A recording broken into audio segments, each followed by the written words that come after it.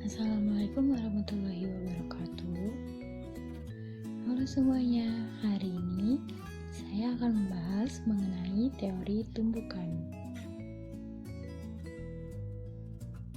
Suatu reaksi kimia itu pasti akan didahului dengan adanya tumbukan antar partikel reaktan. Akan tetapi, tidak semua tumbukan akan menghasilkan suatu reaksi.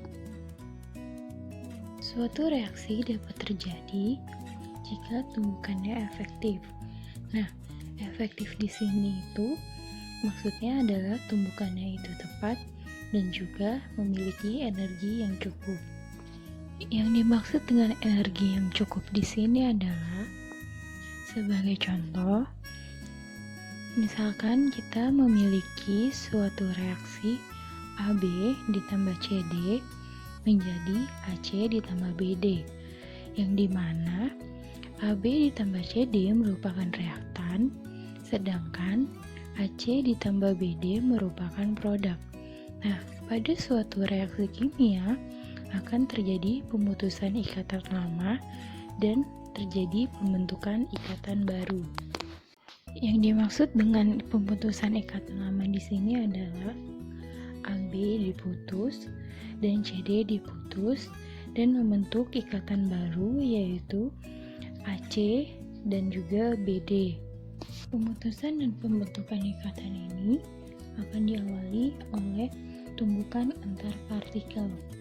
Partikel A akan bertumbukan dengan partikel B dan partikel C akan bertumbukan dengan partikel D. Yang dimana pada suatu saat tumbukan tersebut akan menghasilkan keadaan di mana partikel A akan terputus dengan partikel B dan partikel C akan terputus dengan partikel D, sehingga akan terbentuk ikatan baru, yaitu ikatan antara A dan C dan ikatan antara B dan D. Keadaan ini disebut dengan keadaan teraktivasi. Dari reaktan untuk menuju ke keadaan teraktivasi membutuhkan yang namanya energi. Sedangkan dari keadaan teraktivasi untuk menuju produk akan melepaskan energi. Agar suatu reaksi dapat terjadi hingga membentuk produk, maka keadaan teraktivasi harus terbentuk. Jika keadaan teraktivasi tidak dapat terbentuk, maka reaksi tersebut tidak akan menghasilkan produk. Hingga energi yang dimiliki oleh suatu molekul harus cukup untuk mencapai keadaan teraktivasi. Energi ini disebut dengan energi aktivasi, yang dimana energi aktivasi ini merupakan energi minimal yang harus dimiliki suatu molekul untuk terjadinya reaksi.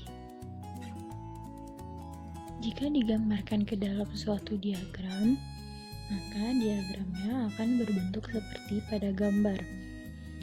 Pada gambar ini terdapat diagram untuk reaksi eksoterm dan reaksi endoterm. Seperti yang telah dibahas sebelumnya, bahwa dari keadaan reaktan menuju keadaan teraktivasi akan membutuhkan suatu energi. Sehingga jika digambarkan ke dalam diagram, dari keadaan bereaksi menuju keadaan teraktivasi, energinya akan meningkat, sehingga diagramnya akan digambarkan menanjak. Kemudian dari keadaan teraktivasi menuju produk, energinya akan terlepas atau akan melepaskan energi, sehingga jika digambarkan ke dalam diagram, energinya akan turun. Energi aktivasi akan diukur dari reaktan atau preaksi hingga ke puncak kurva. Selisih tingkat energi antara produk dengan reaktan disebut dengan delta H. Pada reaksi eksoterm, nilai produk akan lebih kecil dibandingkan dengan nilai reaktan, sehingga nilai delta H akan bernilai negatif. Sedangkan pada reaksi endoterm, nilai produk akan lebih besar dibandingkan dengan nilai atau tingkat energi dari reaktan, sehingga nilai delta H dari reaksi endoterm akan positif. Pada grafik eksoterm, produk akan berada di bawah reaktan, sedangkan pada reaksi endoterm, produk akan berada di atas reaktan.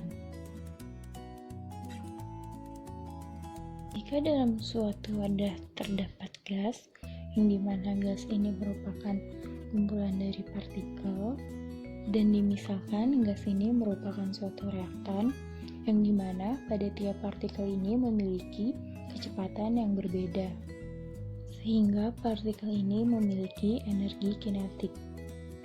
Karena tiap partikel memiliki kecepatan yang berbeda-beda, maka nilai dari energi kinetik dari setiap partikel akan berbeda-beda juga. Seperti yang sudah dibahas sebelumnya, suatu reaksi akan terbentuk atau terjadi jika memiliki energi yang cukup, sehingga energi yang dibawa oleh setiap partikel harus cukup untuk membentuk suatu reaksi.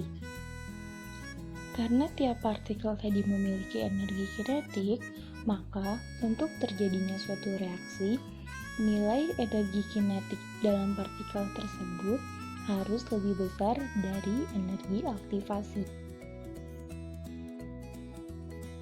Kemudian di sini ada grafik dari distribusi energi kinetik, yang dimana pada grafik tersebut merupakan perbandingan antara fraksi dengan energi kinetik.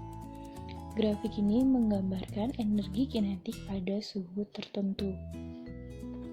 Daerah yang diarsir pada diagram merupakan daerah yang dimana partikel-partikelnya memiliki nilai energi kinetik lebih besar dibandingkan dengan nilai energi aktivasi. Sehingga pada daerah yang diarsir ini, suatu partikel dapat membentuk reaksi. Sedangkan pada daerah yang tidak diarsir, nilai energi kinetik lebih kecil dibandingkan dengan nilai energi aktivasi. Sehingga pada daerah ini, partikel-partikel tidak dapat membentuk suatu reaksi.